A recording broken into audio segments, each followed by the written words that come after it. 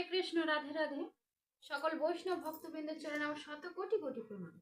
আজকে আমরা জানবো একজন মস্ত বড় ডাকাত, তার নাম হরিদাস।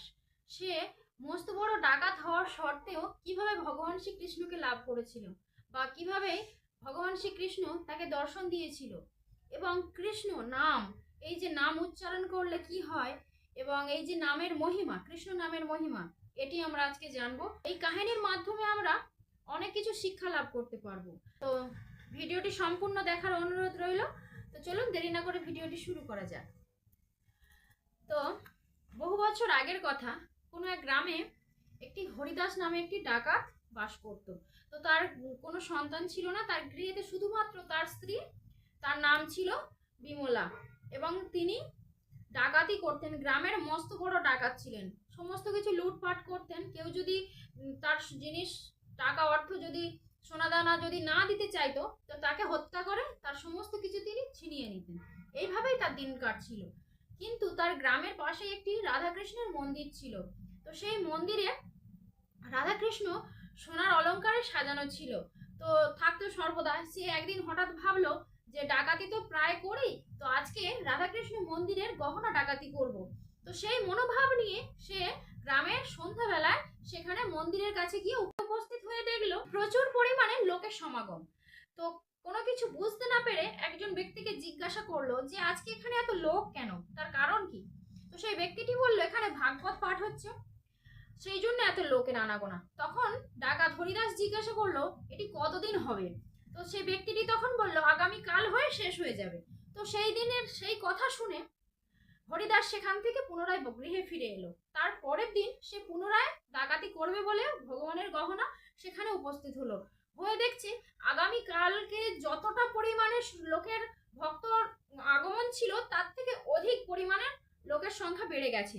তো তখন সে দূরে একটি গাছের গোড়ায় দাঁড়িয়ে ভাবতে লাগলো যে সে কিভাবে ভগবানের গহনাগুলো ডাকাতি করবে। অনেকক্ষণ ধরে সে ভাবতে থাকলো। তো ভাবতে ভাবতে হঠাৎ যিনি পাঠক পাঠ করছিলেন তার একটি কথা তার কানের মধ্যে এলো। কি এলো? যে পাঠক তিনি বলছিলেন যে মা যশোদা কানাইকে সোনা দানা মণি মুক্তা হিরে জহরত দিয়ে সুন্দরভাবে সাজিয়ে দিত, কিন্তু কানাই কি করত? মাঠে গিয়ে গরু চড়াতো।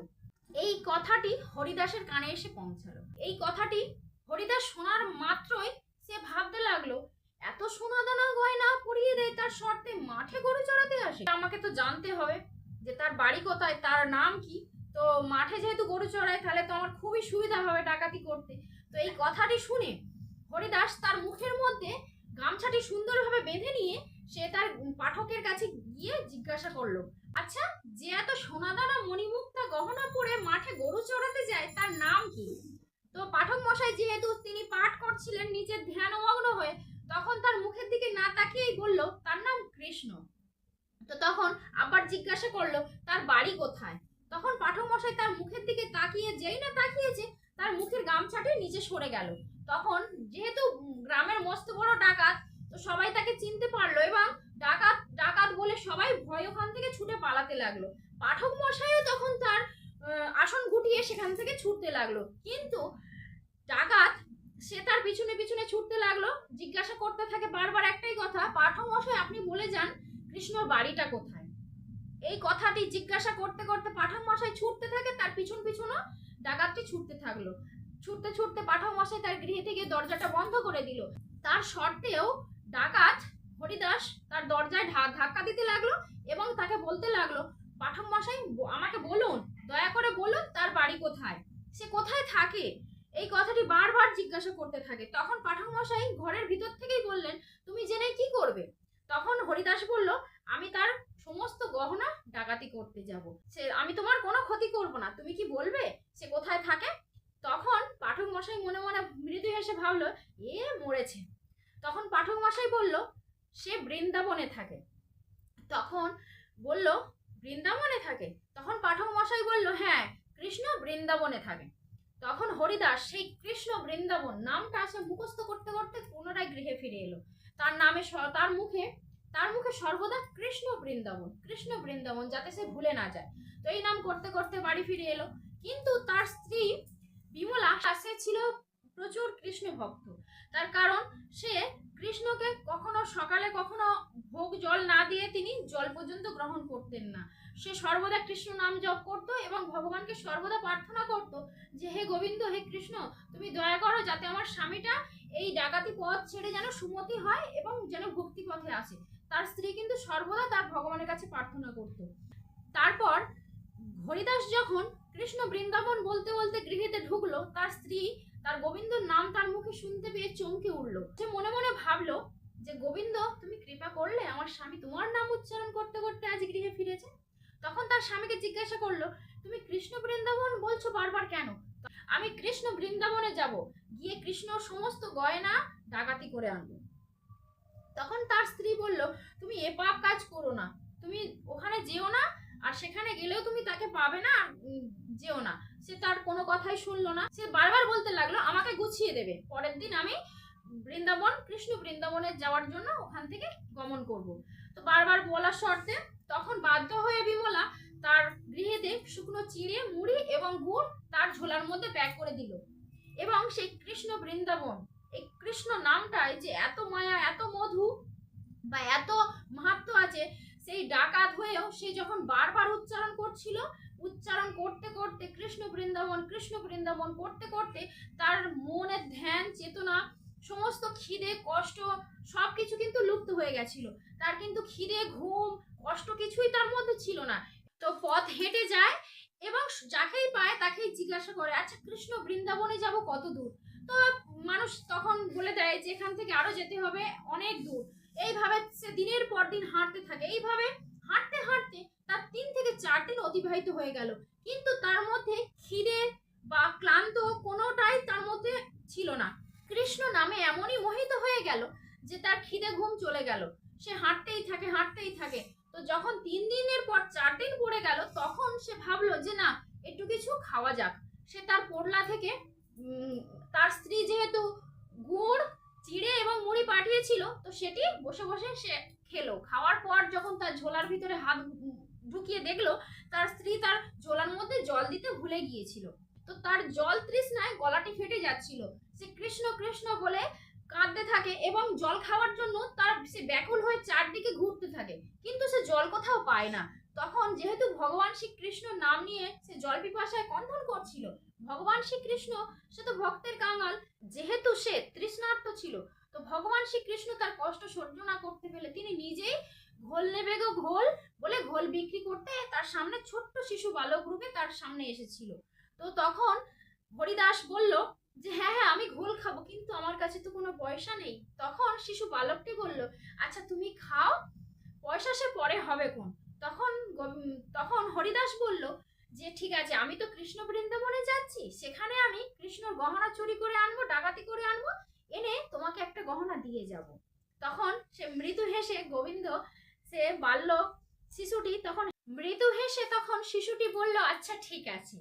তখন শিশুটি বলল, তুমি জীবনে হয়তো এত ঘোল খেয়েছো, কিন্তু এরকম ঘোলের স্বাদ কোথাও পাবে না। তখন খাওয়ার পর যখন হরিদাস দেখলো যে সত্যি না, এই ঘোলের স্বাদটা সম্পূর্ণ অন্যরকম, এর ঘোলের স্বাদ কোথাও সে কখনো পায়নি। তখন হরিদাস বলতে লাগলো, সত্যি আমি এইরকম স্বাদের ঘোল কখনো কোথাও খাইনি। তো তুমি কি আমাকে বলতে পারো কৃষ্ণ বৃন্দাবন যেতে আর আমার কতদিন সময় লাগবে আর কত হাঁটতে হবে? তখন সেই শিশু বালকটি মৃদু হেসে বলল, ওই যে নদী দেখতে পাচ্ছ, ওই নদীর ওপারে গেলেই কৃষ্ণ বৃন্দাবন। তুমি যাও আগে নদীর পাড়ে গিয়ে দেখো, ওখান থেকে এপার ওপার হলেই তুমি কৃষ্ণ বৃন্দাবন খুঁজে পাবে। তো সেই শিশুর কাছ থেকে কথাটি শুনে হরিদাস তখন মনে মনে খুবই খুশি হলো, খুবই আনন্দ হতে লাগলো যে যাকে এতক্ষণ পর তবু আমি কৃষ্ণ বৃন্দাবনে যেতে পারবো, এই নদীটা পার হলেই ওপারে গিয়ে আমি খুঁজে পাবো। তো বলে যখন পাড়ে গিয়ে দাঁড়ালো, দেখছে কোথাও কোনো নৌকা নেই। সে তখনও খুব চিন্তায় পড়ে গেল, কিন্তু তার মুখে সর্বদা কৃষ্ণ বৃন্দাবন সে জপতেই থাকে। তো তারপর হঠাৎ দেখছে একটি শিশু তার কোমরে বাঁশে বাঁধা আছে এবং একটি নৌকা সে নিয়ে আসছে। তো তখন সেই শিশুটিকে বলল হরিদাস যে তোমার বাবা কোথায়, তোমার বাবাকে ডাকো, আমি নৌকায় করে ওপারে যাব, তোমার বাবাকে ডাকো। শিশুটি বলল আমার বাবা নেই, আমি নৌকা চালিয়ে ওপারে নিয়ে যাব। তখন হরিদাস বলল, তুমি তো ছোট্ট একটি শিশু, তুমি তো একটা ছোট্ট বাচ্চা, তুমি কিভাবে নিয়ে যাবে? তখন সেই ছোট্ট শিশুটি মৃদু হেসে বলল, আমি তোমাকে ঠিক নিয়ে যাব। কিন্তু হরিদাস তো তখন বলল, আমার কাছে কিন্তু কোনো পয়সা নেই, আমি তো যাচ্ছি কৃষ্ণ বৃন্দাবনে কৃষ্ণর গয়না ডাকাতি করতে, ওখান থেকে যখন ফিরবো তখন কিন্তু তোমাকে একটা গয়না দিয়ে যাব। তখন ছোট্ট বালকটি হেসে বলল, আচ্ছা ঠিক আছে। তো শিশুটির নৌকায় যখন উঠে বসলো হরিদাস, বসে যখন পারাপার হচ্ছিল, তখন শিশুটিকে বলল, আচ্ছা তোমার এত সুন্দর অপরূপ রূপ দেখতে, তুমি এত ছোট শিশু নৌকা চালাচ্ছ কেন? তখন গোবিন্দ আমার হেসে বলল, তাতে কি হয়েছে, আমার ভালো লাগে তাই আমি করি। তখন হরিদাস বলল, আমি একটা বিশেষ কাজে তো যাচ্ছি, ফেরার সময় তোমাকে তো একটা গয়না দিয়ে যাব বললাম, কিন্তু জানো আমার এখন কি ইচ্ছা হচ্ছে? তখন শিশুটি বলল, কি ইচ্ছা হচ্ছে তোমার? বলছে, জানো তোমার এত সুন্দর রূপ, এত সুন্দর বদন দেখে আমার খুব আদর করতে ইচ্ছা করছে তোমাকে। তখন শিশুটি বলল, আচ্ছা ঠিক আছে, তুমি না হয় আসার সময় আমাকে আদর করো। এই বলে তখন ওপারে পৌঁছে গেল। যাওয়ার পর দেখছি অনেক বাচ্চারা খেলা করছিল, অনেক সখারা খেলা করছে, যেহেতু কৃষ্ণর সখা শ্রীদাম সুদাম বসুদাম যখন খেলা করছে, তো ওখানে তখন জিজ্ঞাসা করলো, আচ্ছা এখানে কৃষ্ণ কোথায় থাকে? তখন তার সখারা বলল, ও কানাই, সে তো বলরামের সঙ্গে এক্ষুনি আসবে। তখন হরিদাস বলল, না না কানাই নয়, কৃষ্ণ কৃষ্ণ। তখন সখারা বলল, যার নাম কানাই তার নামই কৃষ্ণ। এই বলতে না বলতেই দূর থেকে দেখতে পেল যে ঝমঝম নপুর করে বাজছে এবং কৃষ্ণ আসছে। সে তখন পাঠক মশাই যেমন যেমন বর্ণনা দিয়েছিল, তার মাথায় সোনার চূড়, গলায় সোনা মণি মুক্তার হীরের হার, হাতে মল, পায়ে সোনার নপুর ঝমঝম করে বাজছে, যেমন ঠিক যেমন যেমন বর্ণনা দিয়েছিল ঠিক তেমন তেমনই মিলে যাচ্ছে। তখনই ডাকাতটি বুঝতে পারলো যে হ্যাঁ, এই সেই বালকটি সোনা মণি মুক্তা সমস্ত সাজ সিঙ্গার করে আসছে, আমি একে আজকে ডাকাতি করে সমস্ত গয়না আজকে খুলে আমার সঙ্গে বাড়ি নিয়ে চলে যাব, গয়নাগুলো সমস্ত কিছু খুলে নেবো। ভগবান সে তো অন্তর্যামী, সে তো তার মনের কথা বুঝতে পারলো। তো সেই স্বরূপ বুঝতে পারাতে তার সখাদেরকে ওখান থেকে সরে যেতে বলল এবং বলরাম তাকেও অন্য কাজে ব্যস্ত করে দিল। দেওয়ার পর তারা সবাই সরে গেল। এবারে যখন কৃষ্ণকে যখন একা পেয়েছে, মনের আনন্দে ডাকাত হরিদাস ভগবান শ্রীকৃষ্ণের একটা একটা করে সমস্ত গহনা খুলতে লাগলো। সমস্ত গহনা যখন একটা একটা করে খুলে তার ঝোলার মধ্যে ঢুকিয়ে নিল, সর্বশেষে তার পায়ের নপুরটা কিছুতেই সে খুলতে পারছিল না। হাজার চেষ্টা করলো, অনেক রকম ভাবে সে চেষ্টা করলো, আর ভগবান সে তো মৃদু মৃদু হাসছে আর চুপ করে দাঁড়িয়ে আছে। সে তো ভগবান, সে যদি না চাইতো তাহলে কি ডাকাত হরিদাস তার গহনা খুলতে পারতো না। চুপ করে দাঁড়িয়ে আছে এবং সে বারবার চেষ্টা করছে নপুরটি খোলার জন্য, কিছুতেই সে খুলতে পারছিল না। তখন ডাকাত তখন কৃষ্ণকে বলল, কৃষ্ণ এই নপুরটি আমি খুলতে পারছি না, আমি আমার বাড়িতে তোমাকে নিয়ে যাব, তুমি আমার ঘাড়ে উঠে বসো, নিয়ে গিয়ে আমার বাড়িতে যখন তোমাকে নিয়ে যাব, নিয়ে গিয়ে তোমার পায়ের থেকে নপুরটা কেটে আমি বের করে নেবো এবং পুনরায় তোমাকে ফের এখানে ফিরিয়ে দিয়ে যাব, তুমি আমার ঘাড়ে উঠে বসো, চলো আমি তোমাকে আমার বাড়ি নিয়ে যাব। এই বলে কৃষ্ণকে ঘাড়ে করে বসিয়ে নিয়ে পুনরায় তার বাড়ি ফিরে এলো। বাড়ি ফিরে আসার পর তার স্ত্রীকে ডাকতে লাগলো।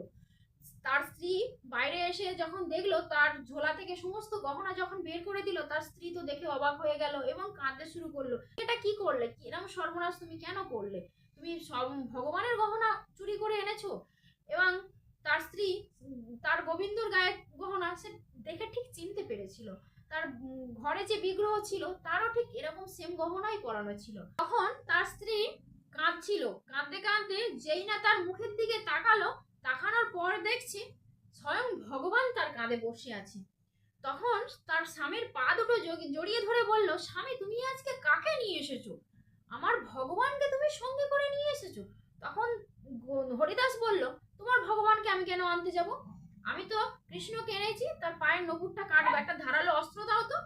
তখন তার স্ত্রী বলল, তুমি একবার তাকিয়ে দেখো তো ঘরের দিকে, আমি যাকে এতদিন পূজা করে আসছি তার মতো তুমি যাকে নিয়ে এসেছো সে আর এর মধ্যে কোনো পার্থক্য নেই। তখন হরিদাস তার ঘরের দিকে তাকিয়ে দেখলো, সত্যিই তো আমি যাকে নিয়ে এসেছি সে হুবহু সেম একই মূর্তি বসানো রয়েছে। তখন কাঁধ থেকে ভগবানকে নামিয়ে তখন হরিদাস তখন খুব কাঁদছে যে আমি কি বড় অপরাধ করে ফেলেছি।